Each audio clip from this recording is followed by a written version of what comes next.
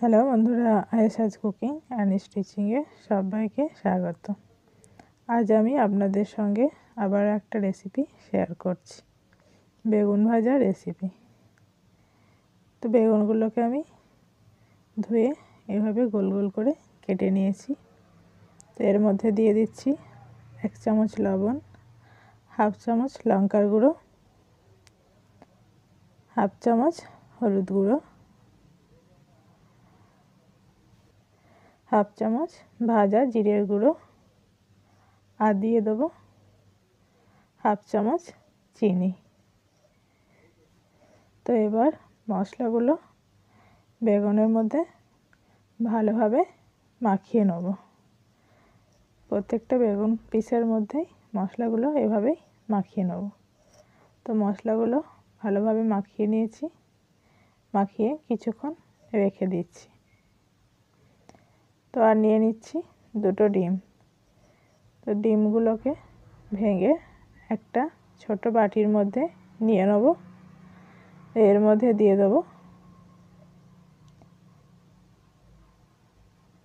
1/2 চামচ লবণ।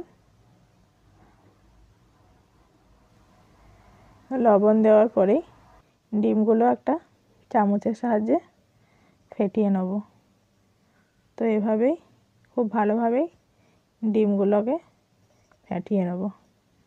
তো দেখুন ডিমটা ফাটিয়ে নিয়েছি। এদিকে একটা কড়াই বসিয়ে দিয়েছি। কড়াইয়ের মধ্যে দিয়ে দিচ্ছি পরিমাণ মতো সর্ষের তেল।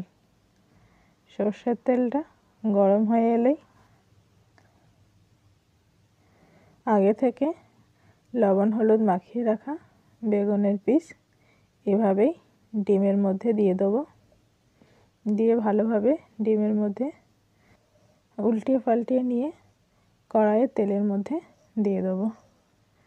তো এভাবেই আরও বেগুনের পিসগুলো আমি কড়াইয়ের মধ্যে দিয়ে দেবো। তো এভাবে আমি দিয়ে দিচ্ছি। দেওয়ার পরে ওপর থেকে একটু করে ফেটানো ডিম নিয়ে এভাবে দিয়ে দেবো।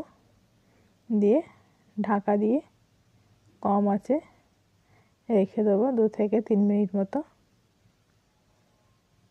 2 থেকে 3 মিনিট হয়ে এলে ঢাকা খুলে দেখে নেব বেগুন ভাজাটা কতটা হয়ে এসছে। তো এটাকে এভাবে পাল্টিয়ে দেবো।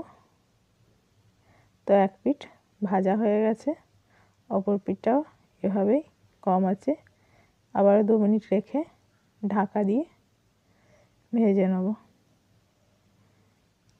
তো এভাবে আবারও আমি উল্টিয়ে চেক করে দেখে নেব বেগুন ভাজাটা কতটা হয়ে এসেছে। তো এভাবেই আমি বেগুনটা সেদ্ধ হয়ে গেলে একটু উল্টিয়ে পাল্টিয়ে ভালো করে ভেজে নেব। বেগুনের পিসগুলো উল্টিয়ে পাল্টিয়ে ভালোভাবে ভেজে নিয়েছি। তো ডিম দিয়ে বেগুন ভাজা আমার রেডি। তো কড়াইয়ের মধ্যে আবারও সামান্য তেল দিয়ে বাকি বেগুনের পিসগুলো এভাবেই আমি ভেজে নেব।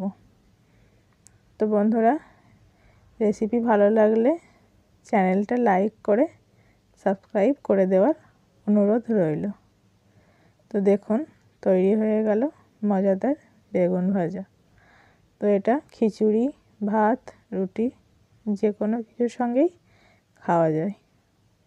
তো আপনারাও এভাবে একবার বানিয়ে খেয়ে দেখুন, অবশ্যই ভালো লাগবে।